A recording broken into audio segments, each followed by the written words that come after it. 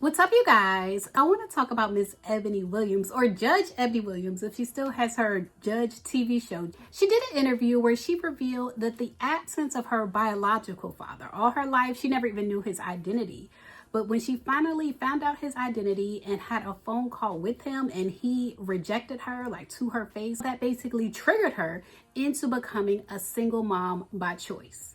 She felt like, forget finding a man to have a baby with. I can do this on my own, and I am doing this on my own. And so I want to get into that in this video. But first, if you're watching this video and you have watched my channel before, I want you to know that we are just 50 subscribers away from 400,000 subscribers on this channel. So log into your account and subscribe to this channel and help us get to 400,000 subscribers today. Be a part of the solution and not a part of the problem.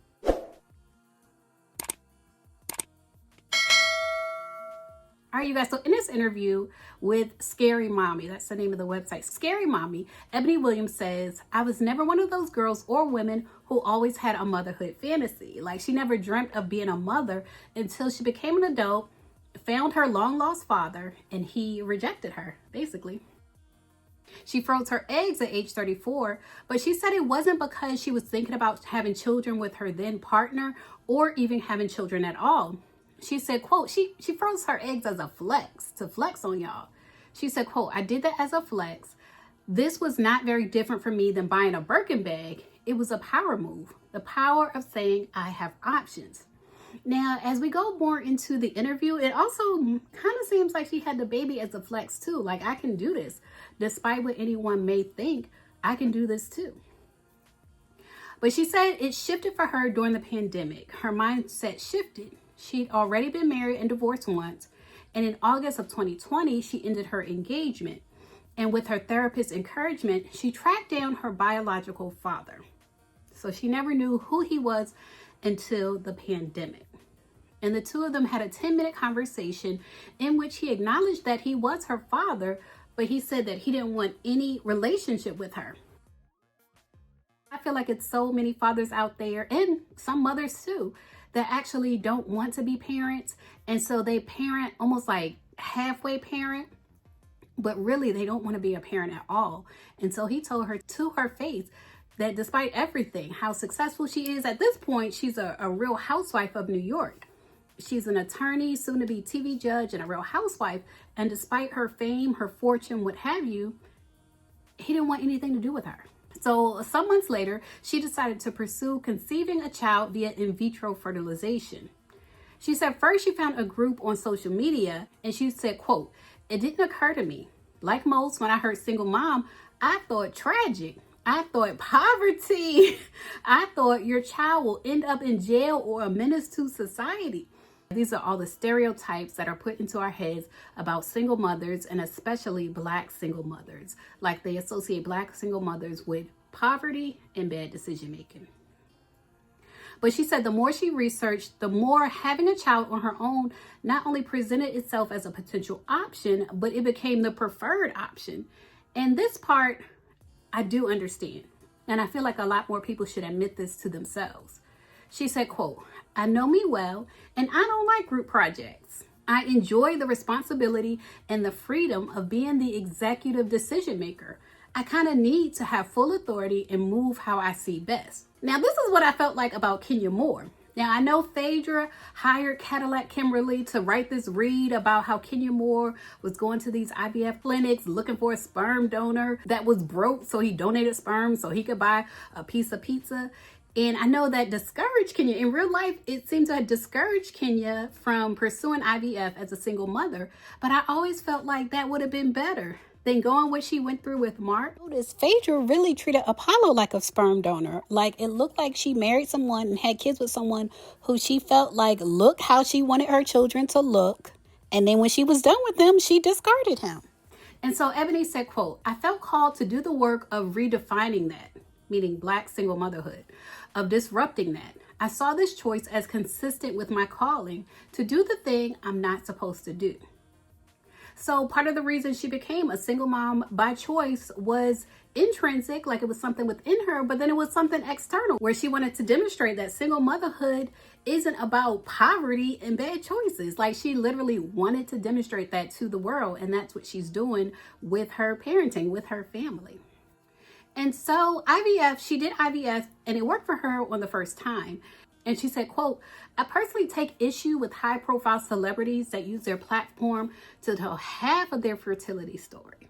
And I'm glad she mentioned this because I never understand these celebrities like Gabrielle Union, Janet Jackson. I never understand what they're saying when they have a baby, and whether it's through surrogacy or their own pregnancy, like Janet Jackson. I never understand if they're saying they use their egg and donor sperm, or they use a donor egg and maybe their partner sperm. Like they never specify exactly what they did to get pregnant. So I do have an expert here, Kia Glover, who is the author of Fooling My Fertility and Expecting at 50. And I know she doesn't look 50, but it's the melanin, y'all. It's the melanin. She's here to talk to us about your fertility options. So I want you guys to clock in and listen to what she's saying about your fertility options, whether you have a partner or whether you don't have a partner, just your options as a woman approaching middle age. All right, so we have with us Kia Glover, the author of Fooling My Fertility, Expecting at 50. And if you're not familiar, I've shared her before on my channel, but if you're not familiar with her book, Fooling My Fertility and Expecting at 50, it talks about her decades-long journey through navigating bad medical reports of fibroids, ovarian cysts, diminished ovarian reserve, endometriosis, some poor choices, heavy expectations, menopause, and the labyrinth of all the systems seemingly standing between women and motherhood to achieve her first dream in life, which was always to become a mother. Welcome, Kia. Oh, thank you, Layla. I'm happy to be here. Thanks for having me. You're welcome. I'm so glad to have you on my channel. I feel like now that I got to come on camera, y'all can come on camera too. All the people need to come on camera. Yes, everybody, y'all come on. Y'all come on. Let's start with your experience and then we'll get into the book. Can you tell us more about your experience with fertility? Sure. So essentially when I was turning 40, I was like, nothing's happening. I need to do something. And I wasn't in a relationship at that time. So I decided to try to freeze my eggs. And I had a friend who had just turned 40 and she was like, yeah, I got 8 to 10 eggs, no problem. And so I got off the pill like 3 months before. I went and we started the medications and only one follicle was popping up on one side. And so your eggs are in these follicles and they're retrieving the eggs out of however many follicles they can manage to produce by giving you this stimulating medicine. And so we ended up having to pause the mission. I paid for half of it. There was only one follicle. Nothing was happening on the other side. And so that's when he was like, oh, it looks like you might have diminished ovarian reserve. Let's, do a test for, FSH and AMH.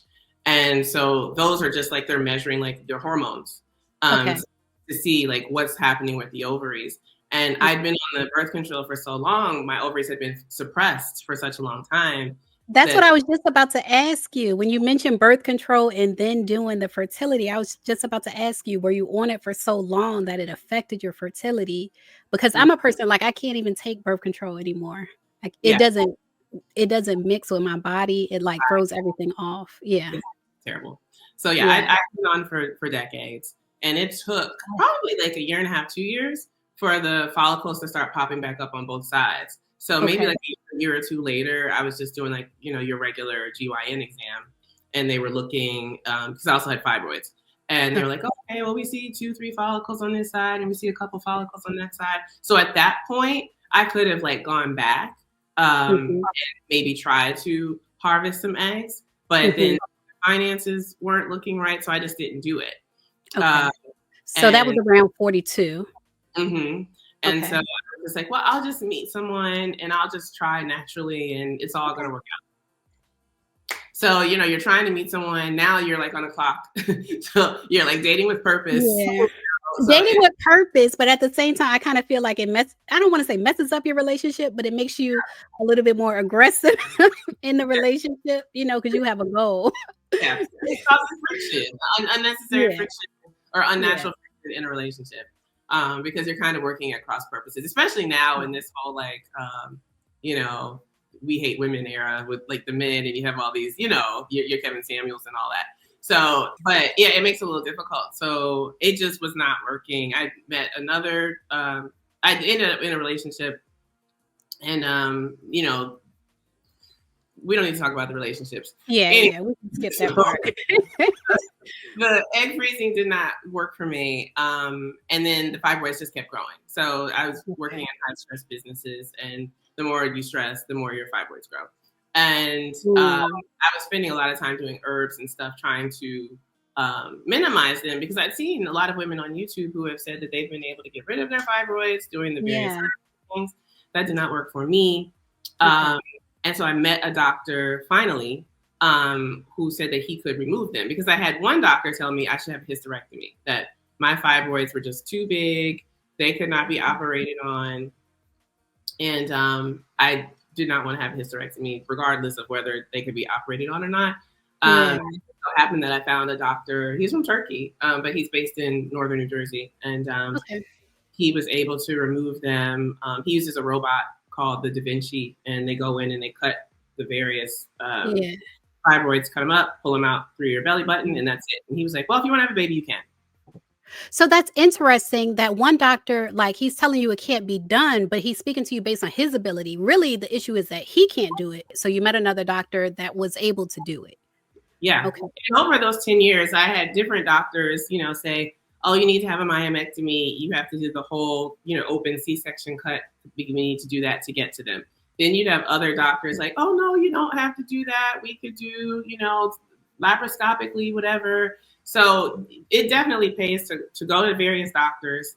I would say that like your average GYN is probably not the person that you want to remove your fibroids or Okay. to remove your endo. And so when I was looking for this doctor, I was looking for someone who was practiced in endo and fibroids. Okay. And that's all he does. He doesn't do regular GYN work. He doesn't do Okay. IVF. All he does is clean up women's wombs for a living, Okay. and he's killing it. He's great. Yeah. Um, and so I went to his office. I called the office, and he called me back like on a Saturday at 8 in the morning, and we talked. And that's when I was like, okay, he's the doctor for me. And I Yeah. asked all the questions I needed to ask. What was your worst case? All of this sort of thing. And I knew that he had the skill set. Yeah. And so after he put me all back together, he was like, well, if you want to have a baby now, you can. At that point, I was like 48. So I just, you know, I was laughing because Wow. I was at perimenopause and I knew it. Uh, Yeah. so my cycle was not coming regularly. And, you know, I knew I had diminished ovarian reserve now for like 8 years. And so I was already in process to adopt. I had an adoption agency. I'd paid my money. I'd made my little book, you know, that they share around to the expectant mothers. Um, Okay. and I had to sort of really put it out of my mind. But what ended up happening was one of the adoption agencies that I had talked to, they put out a newsletter. And in the newsletter, they talk about normal adoption, where a baby is born and then, you know, a family comes in to parent that child. And then they Mhm. also talk about embryo adoption or embryo donation, which I'd never heard of. Mm. Essentially what happens is when people do IVF, they create a number of embryos and they transfer one or two or however many they transfer, the rest are frozen. And sometimes women will have like 10, 11, 15 embryos. They have a lot of embryos, but they don't intend to parent that many children.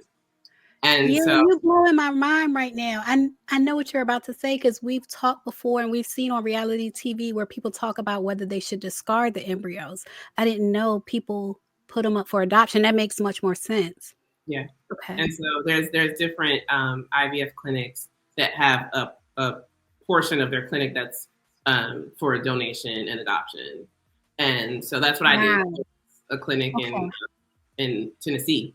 And I was able to look and I could see like the maternal donor and the paternal donor. I could see for the maternal donor, I was able to see a lot of her like baby pictures and things of this nature. Yeah. For the paternal donor, there was just one photo of him. And they had like 5 or 6 embryos. And so, you know, I selected my embryo. And then I had to interview a bunch of IVF clinics because some doctors won't work with you, like if you're a certain age and you're a single person. Oh, wow. Hmm. Wow. Wow. Yeah, Okay. it's a whole thing. So they So like gatekeep. They gatekeep fertility, or I don't know how to phrase it, but they gatekeep and then access to that. I guess they think that they're, like if a person is 48 or 47, like you won't live long enough. And so like the child will be parentless. I think that's what their reasoning is behind it. It's Mm, very interesting. And there's no rules around it. yeah. They get a lot of these older women who come in and want to have babies. And so they help them. But then in other places in the United States, they won't help you if you're over a certain age. And especially if you're over a Mhm. certain age and you're single. So I found I did many interviews with people, and some people would help me, but I still felt judged. So I would keep interviewing until I found the right person. Because you were single. They were judging you because you were over a certain age and single. Yeah, Yeah. Okay. exactly. And so I found the right doctor, and we did a quick, because at the point that we were ready to do the transfer, the embryo transfer, I was already 1 year into menopause, so my cycle had stopped, like I guess at 48 to like 49. But do Um, you need to have a regular cycle in order to carry a baby? Because from my understanding, when people talk about fertility, it seems to be there's an issue of getting pregnant and then sustaining the pregnancy. So it seems like if you're, doing the embryo transfer, you just need to be able to sustain the pregnancy. right. So Exactly. So you don't have to be able to, your hormones have to be at a certain place, right? mhm. In order Okay. for the egg to take hold, and then Okay. for you to be able to like sustain it long enough for it to really attach. Okay. Okay. So Thank you for explaining that. Yeah. yeah, so your hormones do have to be in a certain place. So we had to do estrogen and we had to do progesterone, but everyone has to do that. Even women who are still, in the midst of their active cycle have to do that as Right. well. I just had Right. to have a little bit more than they would. Okay. So Okay. you do all your estrogen pills, you do your progesterone patches and the shots in the butt, and then we did the transfer. And my first transfer took.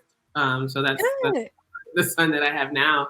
Yeah. Um, yeah, my journey to it was a lot different than the average person. The average person is going to come in with their partner. You're going to harvest your eggs. They're going to harvest his sperm. You're going to put them together to make embryos. You're going to get them graded, maybe get them tested, so you know like which ones are technically the best or have the best chance of sustaining once they do the transfer. And Mhm. then you just go forward that way. It Um, sounds like that's the average person because that's who's made to feel comfortable. Like they make couples of a certain age feel comfortable. So that's the average person. yeah, Yeah. sure. And I think too, like in the beginning, I think they wanted these extra embryos for like testing and stuff. They want people to like Mm, science so they can test on them and stuff. okay. And then, some people were discarding, but there are like millions of embryos in the United States just frozen. They're just in these cryo places. Yeah. Um, Yeah. I've seen, a lot of conversations about that, but I had never heard that you can adopt those embryos. I had never heard that. you can't, and Yeah. I mean, the family has to be willing, right? So there's Yes. that. So either they sign off and they will give them to the clinic, so the clinic can take care of all of that. Yeah. I have a girlfriend in North Carolina, she's 50 and she's doing it. She met her family on Facebook. There are groups on Okay. Facebook where you can meet women who want to donate Yeah. their eggs. And so in my book, like there's a resource section in the back where I list all Yeah. the different places, where you can find embryos. And I also list resources where you can look up your IVF clinics. So like Okay. wherever you're located, you can punch in your clinic, you can punch in your doctors, and women who have used those clinics and use your specific doctor give really extensive reviews. So Okay. it helps you when you're like trying to select the right person. Okay. So tell us more about your book, Fooling My Fertility. First of all, why did you name it Fooling My Fertility? Because it sounds like you're playing a trick on your body, which is kind of like, popular these days. People are trying to figure out, well, how can I trick myself into doing this or talk myself into doing that? Why did you name it Fooling My Fertility? Because I honestly thought, like I had no fertility left. Mm, When you hit that menopause wall, your whole world sort of changes. And it's just because of really how you feel. And it was interesting that once I started doing the estrogen and the progesterone, I was like, oh my God, I feel like my old self. And Yeah. I feel like that part falls off, like, because the transition into menopause is so slow, like, and gradual. But once I started taking those hormones, I literally felt like very, like, I had a lot of spring in my step, so to speak. Yes. Yes. And so I was like, okay, so this is something I need to really take care of once all of this is done and I fall back into menopause. So I am, like, I do estrogen and I do progesterone creams and stuff just to manage my hormone balance now that the baby's Right. already here. But yeah, so we fooled my whole system, so that when we did the embryo transfer, it was able to stick and I was able to carry. It was a very uneventful pregnancy, no problems. Yeah. Yeah. Yeah. So it was an amazing experience. Yeah. So in the book, tell us about the different options. Because when I read the description of your book, it looks like you're given like the different options as far as like IVF and the different options as far as how to have a baby, whatever route the person needs to take. So what are the different options that you're talking about in the book? So in the book, I pretty much detail just my path, but it's sort of like a person who's reading the book can use it as like a choose my own adventure. Yeah. Right. So it just talks about like how I got to the point where I was, like why I ended up having to wait that long. And that was really because I thought that I had no options. I would have started this process before if I hadn't had people saying, oh, you need to have a hysterectomy. Oh, these fibroids can't be operated on. Oh, So it's like you really want to start by just making sure you have the right team that's helping you deal with your gynecological health in the beginning, right? Right. And then once you get to the point, okay, we're ready, the womb is ready, let me, find an IVF doctor. Then it's like, okay, well, how do we want to do it? Gay couples, I had just watched the Brat and Judy journey. So their kid is like 3 or 4 months older than mine. Okay. So like I watched their journey and, Brad had to go get her fibroids taken care of. And then they had to harvest Judy's eggs and then they had to pick the sperm. And that was controversial because, they said they couldn't find a Black donor. And they made fun. I remember I did a video about this. It was also because they made fun of the looks. Like they found one Black donor, but they didn't like his face. They made fun of his looks, which is we can off camera. That's a whole nother conversation. But and I've never really searched for sperm, so I don't know a lot about that process and how much you get to see and whatnot. I can't imagine that it's difficult to find Black sperm. But in any I event, think it is. I think it is. Yeah, because when I made that video, I remember doing the research, and even though they were kind of making a joke about it, it was true. It is difficult for what they were looking for. To locate. Yeah, with the standards that they had. Yeah. Interesting. So when I was looking for an embryo, I was scared. I was like, I'm probably not going to be able to find, a Black embryo, what have you. And that was really not the case. The IVF clinic that I used that had these embryos, they had, I would say they probably had like 60% white, maybe like 15, 20% African American. They had East Indian folks, Latino folks. Okay, so that's really diverse. Yeah. I was very surprised. So you want to figure all that part out, and it doesn't have to be like complete IVF. Complete IVF is going to be very expensive. You're harvesting your eggs, you're harvesting the sperm, you're creating the embryos, all of that. Those are like different segments, which is what really contributes to the overall cost. Okay. If you're doing something like IUI, where you just are picking your sperm and they're just essentially, inserting it into you, that can be like $1,000 or less, depending on like where you go. What I did, because the embryos were already created, I was really just paying for a frozen embryo transfer, which is not expensive. So it's like $4,000 or $5,000. And then depending on how you get your embryo, like I said, my girlfriend, she found someone in a Facebook group. She didn't pay for embryos. I paid for mine. Okay. But because she knew them, they donated their embryos to her. Yes. Okay. And you have these Facebook groups in your resources. Can you tell us more about the resources in your book? Mm-hmm. So at the back of the book, there's resources in terms of like finding your IVF doctor, researching them. how to find embryos, like which clinics have embryos. Some, like I said, already have them. Some will work with you to create them. Like, so there's a place in California called California Conceptions, and you have to go there, but they will, work with you and create it, and you can be single. It's not an issue. Okay. So you can choose the egg and the sperm, the donors. Okay. Mm-hmm. Yeah. So there's a woman, another influencer that I saw, and she's in New York, and that's what she did. So she's older than me. She's like 53. And she picked her egg, picked her sperm, created her embryos. Like I said, that's much more expensive. Yeah. So mine was a less expensive process. Yeah, you're really just paying for your meds, the actual transfer itself. Yeah. So it really is just about putting together the right team. Because I'm older, I had to have like the OBGYN.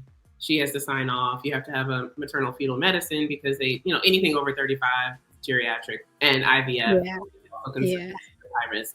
So you have to have a separate maternal fetal medicine doctor plus your IVF doctor. So it ends up being like a team of like 3-ish. Yeah. Mm-hmm. Okay, but it's all worth it in the end. It's all worth it. Absolutely. And so also in the back of the book and the resources are questions for each set of those doctors. So okay, what to ask the doctors? Yeah, like, what's the oldest, patient you've delivered? You want to ask them about, do I have to do C-section? Can I if you've, had children before? Can I deliver vaginally? Like all those questions you want to be asking. And really just have they work with anyone that's in your particular situation, and just kind of feel the vibes there. Okay. Yeah. And so that's what I did. And all of being extra diligent about it. And I think it's also being older, like the longer you live, the more the more questions to ask. Right, right. You grill people. The older you get, the more you grill people, basically. You really do. And so I think all of that just really helped me to be able to move through the cycle quickly. Like when I found out about embryo adoption, it was probably like October of 23. I did my cycle in March. No, it was October of 22. I did my cycle in March of 23, and I had a child in November of 23. So it was fast. Like from the time that I figured out that this was a thing I really could do it, and doing it, it happened very quickly. Wow. Well, I appreciate you sharing your knowledge with us. Again, Kia's book is called Fooling My Fertility and Expecting at 50, How I Had a Baby in Midlife and You Can Too. And the link is in the description box and it's in the comment section.